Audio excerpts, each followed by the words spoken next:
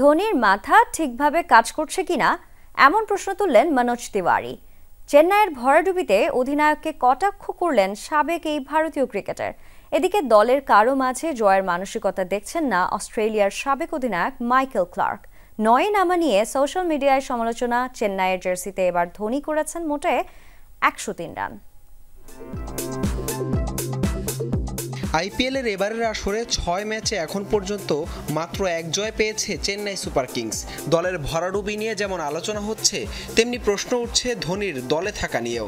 সবশেষ ম্যাচে কলকাতা নাইট রাইডার্সের বিপক্ষে মাত্র 103 রান সংগ্রহ করে চেন্নাই, যেখানে 8 উইকেট হাতে রেখেই জয় পায় কেকেআর।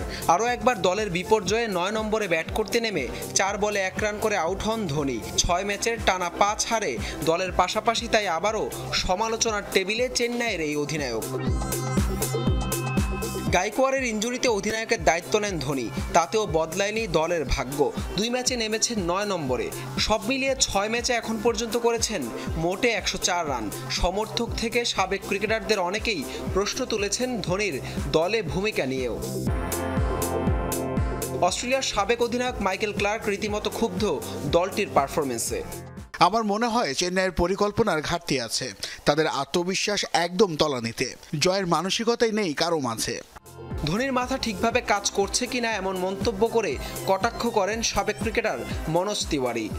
ছোট ছোট অনেক বিষয় থাকে, কিন্তু যখন আপনার কাছে ধোনির মতো একজন অভিজ্ঞ ক্রিকেটার এবং উইকেটরক্ষক আছে, তখন কেন এমন হবে? কোথাও না কোথাও তার মাথা ঠিকভাবে কাজ করছে নাকি? ধোনিকে উদ্দেশ্য করে সোশ্যাল মিডিয়ায় অনেকেই করছেন ট্রল।